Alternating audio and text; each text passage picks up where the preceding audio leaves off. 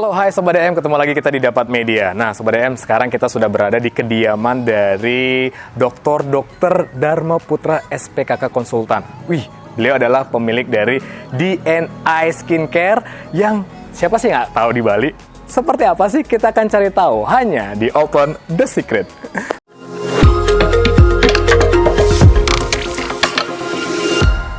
Tapi tentunya jangan lupa untuk subscribe channel kami di Dapat Media, juga Instagramnya di @dapatmedia, websitenya di www.dapatmedia.com. Yuk, langsung kita ketemu, kita udah janjian sama Dr. Dharma. Seperti apa sih sebenarnya kita perlu nggak sih ngerawat kulit, cewek atau cowok juga bisa? Langsung aja tanya yuk ke Dr. Dharma.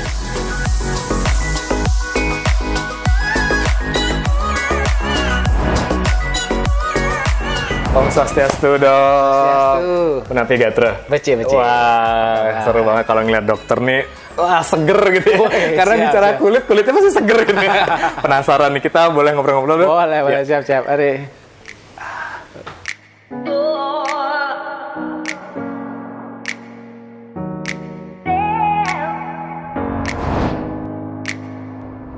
Keren ya. Ini rumah dari dokter nih ya. Siap. Keren banget dan terima kasih udah diterima di kediamannya Dr. Siap. Dharma gitu.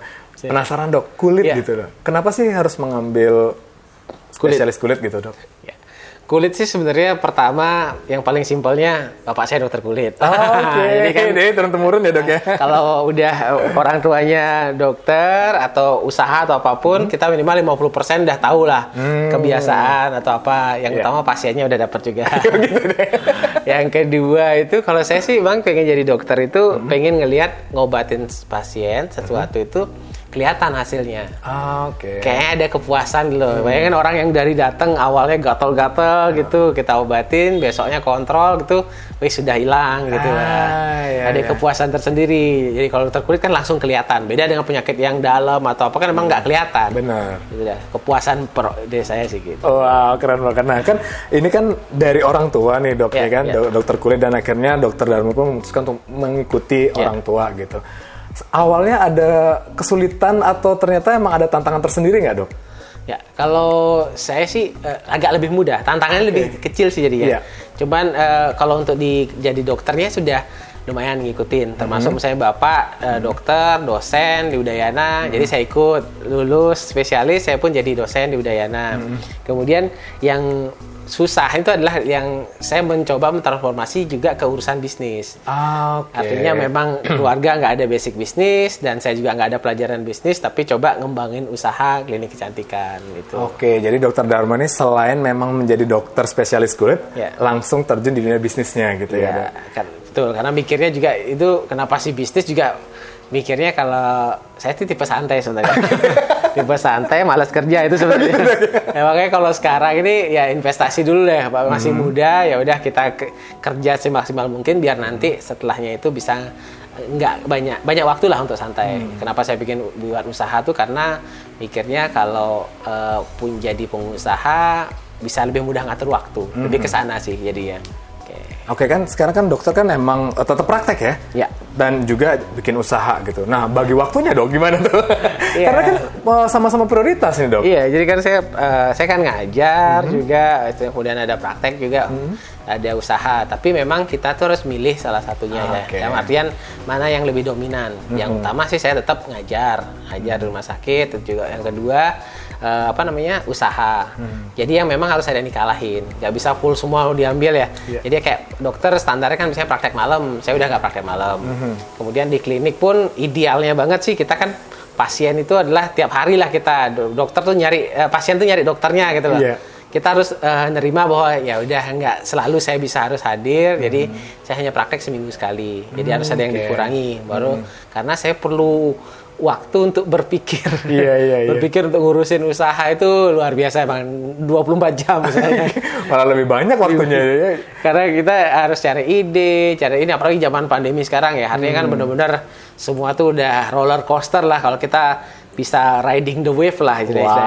Ngambil peluang, lihat peluangnya itu ya mudah-mudahan bisa lebih maksimal. Keren banget. Dan usaha dokter adalah DNI Skincare. Iya. Kita penasaran sebenarnya usahanya itu seperti apa dan jenis kulit itu seperti apa aja. Tapi kayaknya saya boleh keliling, Dok, lihat Boleh. rumahnya. Seru banget kayaknya. Ya, oke.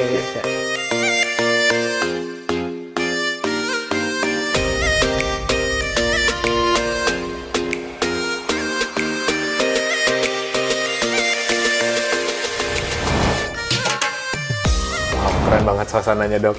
Tadi kan kita sebenarnya janjian ke kantor, dokter ajak ke sini gitu. Ini ternyata kediamannya dokter Darmo gitu. Tapi saya juga lihat ini kayaknya ada suasana orang kerja gitu. Ini sebenarnya rumah atau kantor sih dok? Iya, jadi kita emang combine ini. Oh gitu ya?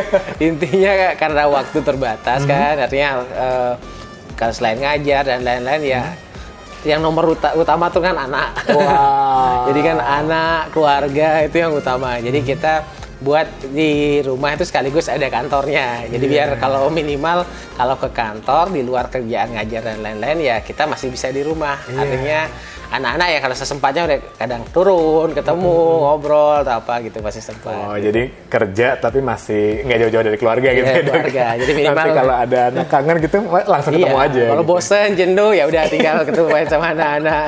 Wow, keren banget. Ini jadi inspirasi banget loh buat yang lainnya dok gitu. Nah, kita lanjut lagi bicara tentang kulit dok tadi kan gitu kan. Dokter kan mengambil untuk spesialis kulit gitu. Sebenarnya jenis-jenis kulit itu ada apa aja sih dok? Ya, sebenarnya jenis kulit tuh setiap orang tuh beda. Beda itu dalam artian udah punya warisan lah genetiknya. Ada yang kulitnya emang normal. Artinya jangan iri ngeliat orang kok kita jerawatan dia nggak jerawatan. Dia kita sensitif dia nggak sensitif. Memang ada orang ya nasibnya ya lahirnya kulitnya itu udah nasibnya udah putih, nggak ada masalah. Mulus gitu. Pori-pori kecil kemudian itu yang normal. Kemudian ada yang kulitnya berminyak. Aduh saya dong dok. Berminyak itu tanda-tandanya dia pori-porinya besar, kelihatan berminyak. Tapi ada positifnya. Kalau orang kulit lebih berminyak itu cenderung lebih awet muda. Wow, oke. Jadi nilai tambah ya dok. Betul. Karena minyaknya itu secara penelitian tuh ada kandungan tinggi kandungan vitamin E, jadi antioksidan. Jadi artinya kena radikal bebas lah matahari atau apa tuh dia lebih tahan. Nah, kalau dia punya kulit kering itu cenderung kayak ngelupas-ngelupas, kelihatan agak lebih tipis, mudah iritasi gitu. Tapi lebih jarang biasanya jerawatan. Jadi emang ada kalau yang berminyak tadi dia lebih mudah jerawatan. Ada juga orang yang kulitnya kombinasi. Jadi itu memang kita perlu kenal banget kulit kita. Jadi kalau ngomongin orang mau perawatan kulit, pakai skincare harus kenal dulu kulit kita karena kulit kita tidak sama dengan kulit teman kita walaupun tetanggaan walaupun sebelahan walaupun saudara pun belum tentu sama jenis kulitnya varian kulitnya jadi emang penting sekali untuk mengenal tadi varian-varian. Nah kalau untuk biar kita mengenal jenis kulitnya kita nih sebagai orang awam nih dok itu gimana caranya dok? Paling mudahnya sih bersihin wajah artinya dengan kondisi tanpa make up tanpa apa-apa baru dilihat di cermin. Dalam keadaan bersih ya dok ya. Keadaan bersih jadi minimal kalau kita lihat kelihatan lah kalau berminyak itu sebenarnya ada berapa orang pakai kertas tuh misalnya seberapa minyak tapi secara visual bisa ngeliat kalau pori-porinya besar kelihatan agak mengkilat ya itu agak lebih ke berminyak. Tapi kalau misalnya dia kelihatan kering ngelupas kelihatan tipis nah itu lebih cenderung kulit kering kayak gitu ya sih sederhananya seperti itu. Nah tadi kan kita sudah mengupas tentang jenis-jenis kulit nih cara perawatannya dok. Karena kan pasti beda-beda kan ya dok ya. Betul. Ya, jadi perawatan ini penting nih. Jadi kalau misalnya dia kulitnya kering, itu wajib pakai moisturizer pelembab. Sekarang lagi viral banget kan pakai moisturizer lah. Tapi sebenarnya itu lebih cocok pada yang kulitnya yang kering ataupun normal ya. Jadi karena tren Korea ya, Korea itu cenderung dia dingin dan kering gitu sebenarnya. Jadi mereka kulitnya emang butuh pelembab yang ekstra. Jadi itu wajar banget pakai moisturizer yang banyak. Tapi kalau pada orang yang kulit berminyak, yang dia mudah jerawatan, remaja, yang lagi hormonnya naik, itu nggak terlalu wajib lah pakai pelembab gitu. Karena itu sering ada yang miss pengertiannya. Jadi kalau emang berminyak ya nggak wajib moisturizer. Ada yang bilang harus setelah eksfoliasi atau ngangkat sel kulit mati itu wajib dilembabin. Nggak gitu juga sebenarnya. Kalau dia ada iritasi, ya tinggal penyebab eksfoliasinya yang diatur penggunaannya. Jadi jangan terlalu berlebihan. Jadi bukan ditambahin pelembab. Tuh kayak kalau orang kulitnya dominan berminyak harus sering-sering pakai sabun pembersih. Karena kalau nggak gitu kesumbat dikit kotoran jerawatan jadinya. Jadi itu. Jadi yang berminyak itu memang harus sering-sering bersihin wajah ya dok. Bersihin. Jadi intinya terutama pulang dari keluar karena sedikit aja ada sumbatan di keluarnya di pori-pori itu ya jadilah komedo, ya jadilah jerawat tadinya. Iya bang. Kalau kita bisa bicara tentang jerawat gitu kan ini menjadi masalahnya anak muda. Sedikit jerawat udah langsung aja pengen digaruk, pengen dipencet dan segala macam. Tapi itu sebenarnya boleh nggak sih dok? Nah itu yang paling fatal banget sebenarnya. Kalau jerawat lagi meradang itu benar-benar anti banget dipecahin atau dipegangin. Karena kalau lagi meradang, jerawat itu kalau bayangin anatomi kulit ya, itu radangnya itu bawah, dalam. Jadi artinya kalau dia pecah atau dipencetin pecah, lukanya itu dalam. Makanya ngerasa kok muka saya bopeng sih, tapi dia lupa kalau sebenarnya waktu ini dia mencet-mencetin gitu. Ya, jadi itu bahaya pantangan banget. Karena kalau sudah bopeng, sampai saat ini mau di laser, tindakan apa, nggak bisa sampai kembali normal. Yang bisa hanya ya kelihatan lebih halus, biaya lebih mahal, jadi harus lebih sabar lah. Dan sebenarnya kalau pas lagi meradang itu gampang banget ngobatinnya, tapi ke dokter. Jadi ada yang kandungan obat yang tinggal ada yang totol lah dikit, atau kadang bisa obat minum ya berapa saat itu langsung kempes, hilang gitu modelnya. Tinggal harus datang ke dokter, periksa dulu. Itu tuh Sobat DM. Nah, kalau misalnya jerawat jangan asal dipencet, malah rusak nanti wajahnya ya. Masalahnya, ya. Nah, tadi kan dokter bilang tuh nanti efeknya bisa bayar lebih mahal gitu ya. Iya, benar. Kita ini kan udah di dera pandemi. Mudah-mudahan kita akan endemi walaupun kita belum tahu kapan ya, Dok gitu. Dan ini kan menjadi faktor juga buat anak-anak muda masalah finansialnya nih, Dok gitu. Perawatan itu jadi penting gitu. Tapi bicara tentang harga kan juga penting. Kita tidak bisa lepas dari itu, Dok gitu. Sebenarnya ada nggak sih, Dok, solusi untuk kita anak-anak muda yang selepas pandemi ini gitu, perawatan dengan biaya yang terjangkau gitu? Oke. Nah, jadi sebenarnya kalau ngelihat masa pandemi ya, artinya kita emang kalau pas-pasan tuh tinggal diperhatikan adalah mana sih yang paling wajib. Bukan sebenarnya basic skincare ya, tapi istilahnya skincare yang wajib digunakan. Nah, sebenarnya pertama mau untuk masalah apapun, mau jerawat, flek, atau mau pengen glowing atau apa, cukup sebenarnya ada 3 varian. Satu itu ya kalau mau bersihin wajah, artinya sabun wajah. Sabun wajah itu artinya, tapi varian jenis sabunnya kan berbeda antara jerawat sama yang flek ya, itu tergantung kandungannya. Tapi setiap habis keluar rumah itu wajib dibersihkan wajahnya. Kemudian yang kedua itu sunscreen atau tabir surya. Karena kita di daerah tropis, mau nggak mau panas matahari sangat keras lah, dan itu memang bisa membuat penuaan dini itu. Tapi harus kita makanya wajib pakai sunscreen. Cuman sunscreen juga harus disesuaikan. Jangan asal tinggi-tinggian SPF, tapi sesuaikan dengan kondisi kulitnya. Kalau berminyak nggak usah terlalu tinggi SPF-nya, udah cukup. Nah, dan yang terakhir, yang satunya adalah krim malam tanda kutip. Itu adalah bersifat eksfoliasi atau sel ngangkat sel kulit mati. Jadi kalau nggak ada komponen ngangkat sel kulit mati itu akan numpuk. Nah, kalau numpuk kulit kita jadi kusam gitu. Jadi sebenarnya kok kelihatan kusam sih, nggak mau glowing, itu karena tumpukan sel kulit mati. Tinggal itunya diangkat, dibersihkan, otomatis akan kelihatan lebih bagus kulitnya, lebih. Karena yang penting lagi PR-nya kalau namanya untuk perawatan itu tidak sekali. Jadi harus rutin. Namanya sel kulit mati itu numpuk, setiap bulan tuh numpuk lagi. Jadi jangan sekarang budgetnya banyak mahal beli yang skincare yang lengkap, berikutnya nggak pakai lagi, itu percuma, nggak ada gunanya. Jadi lebih baik yang minimal tapi rutin.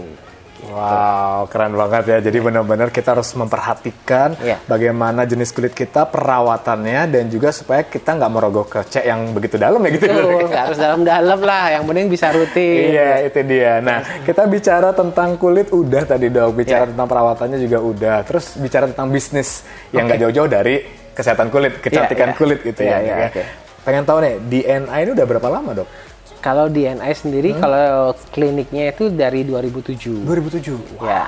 Kalau produk itu dari ayah saya, Dr. Darmada, itu dari tahun 2004 malahan.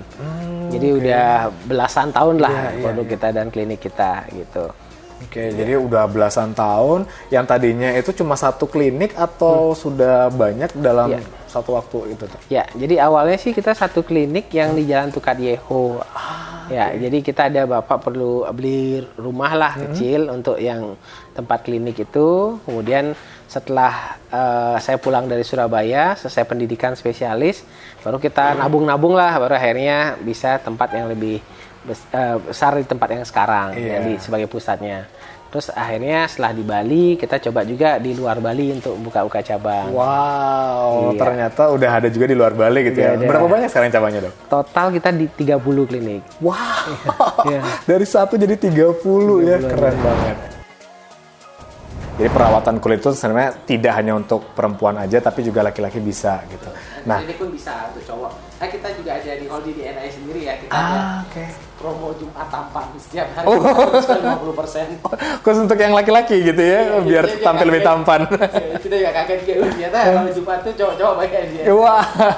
Kayaknya kita perlu ke sana nih. Jadi Sobat DM hari Jumat datang langsung ya, rasain tuh bagaimana biar tampan di hari Jumat, langsung ke DNI Skincare. Kita juga ada produk juga kalau DNI sendiri ada produk untuk remaja juga, bahkan ini lanjutannya dari Jumat tampan. Sabtu pelajar. Oh, khusus untuk para pelajar. Iya. Karena kan hari Sabtu mereka waktu belajarnya lebih pendek, bahkan ada yang libur gitu ya, Dok ya. Oke, nah untuk Sabtu pelajar ini apa nih benefitnya, Dok? Diskon juga untuk perawatan buat pelajar. Khusus pelajar diskon 50% ya, Pak. Apalagi untuk laki-laki dan dia pelajar, Jumat dia datang, Sabtu datang lagi gitu ya, Dok. Jadi dapat 2 gitu ya. Seru nih. Nah, bicara remaja, anak muda, nggak jauh-jauh tentang isi kantong gitu. Gimana nih untuk DNI sendiri, apakah memang ada solusinya atau ternyata memang harganya memang terjangkau banget gitu, khusus bisa untuk semua kalangan, semua usia, Dok?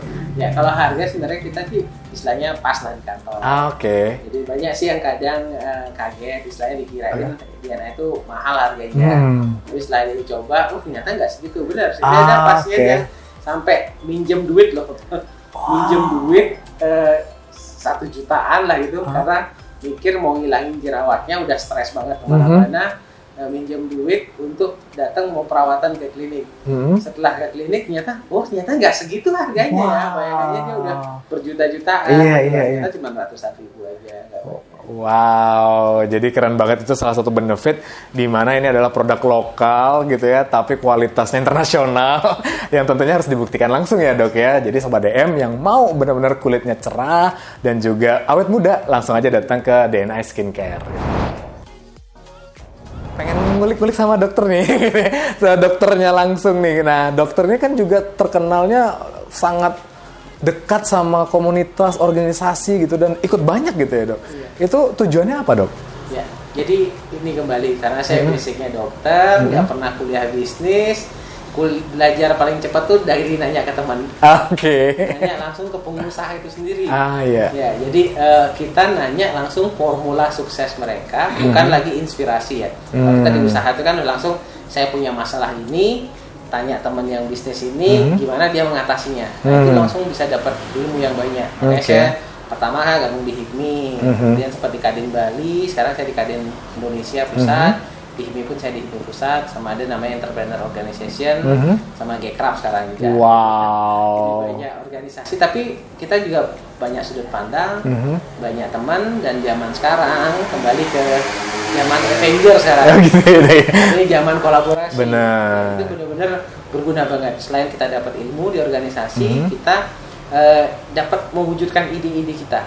Jadi kita punya ide segi separuh, teman punya separuh, lah jadilah jadi satu ide yang bisa dieksekusi. Jadi saya lumayan sih ada kerjasama, misalnya buat ada perusahaan alkes sama teman, ada buat restoran apa. Jadi di luar bisnis kita, termasuk juga pengembangan klinik saya juga banyak dengan kolaborasi dengan teman-teman. Oke, itu salah satu benefit manfaat ketika kita bisa berorganisasi ya, Dok ya, gitu ya. Nah, kan banyak banget tuh organisasinya, Dok. Supaya kita tahu nih kira-kira nih membagi waktunya dengan banyaknya organisasi, banyaknya kerjaan, seperti apa sih, Dok? Kalau saya tuh prinsipnya jangan dibenturkan kesibukan itu. Jadi artinya usaha, organisasi yang ingin support usaha, habis itu usaha yang berdasarkan pada sebagai dosen, jadi itu kita sambung-sambungkan. Nah, kalau ngatur waktu, kalau saya prinsipnya di mana kita berada, kita harus datang di saat yang paling pentingnya. Jadi di saat waktu, momen yang paling penting kita ada. Sebenarnya kalau di organisasi itu momen pentingnya bukan di acaranya, tapi adalah setelah acaranya atau sebelum acaranya. Artinya maulah terjun di hal-hal yang melelahkan. Artinya kita ikut bantu kerjanya, jangan yang hura-huranya aja. Kemudian udah selesai pada bubar, kita bubar panitia yang masih ada rapi-rapian, di situ akan lebih kebangun bondingnya. Jadi itu orang jadi kenal sama kita, jadi akhirnya percaya sama kita. Makanya kemarin sempat kayak jadi ketua HIPMI itu karena artinya orang percaya dari kita mau bekerja. Karena bagi saya sih organisasi itu adalah ajang kita itu untuk memberi malahan, bukan kita mencari apa dari organisasi, tapi lebih pada kita memberi pada organisasi, nanti organisasi itu secara nggak langsung akan membalas pada kita. Jadi artinya kita bekerja yang tulus, yang ikhlas, membangun legacy sih.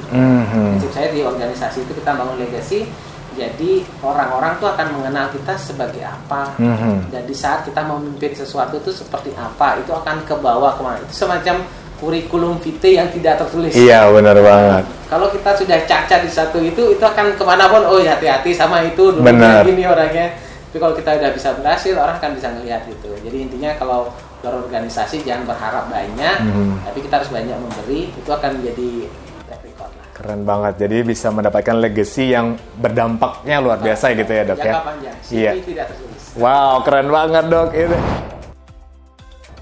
Jadi Sobat DM, buat kalian semua wajib memiliki sifat atau jiwa entrepreneur, apapun posisinya, mau jadi mahasiswa, karyawan, mau pengusaha atau apapun, karena jiwa entrepreneur itu adalah suatu sikap mental kita untuk berani berbeda, mengambil terobosan, dan bisa mencapai tujuan. Fokus pada tujuan, caranya apapun bisa mencapai, yang penting tujuan itu bisa tercapai.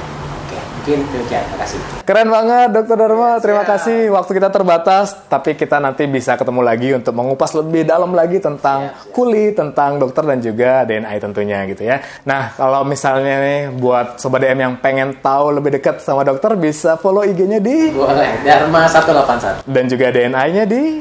DNI Klinik Indonesia. Oke, jadi tuh Sobat DM langsung aja kepoin Dokter Dharma dan juga skincare-nya yaitu DNI Skincare ya. Kita akan ketemu lagi di lain kesempatan bersama narasumber yang sama hebatnya seperti Dokter Dharma, hanya di Open The Secret. Tapi jangan lupa untuk subscribe channel kami di Dapat Media, Instagramnya di @dapatmedia, websitenya di www.dapatmedia.com. Sampai jumpa.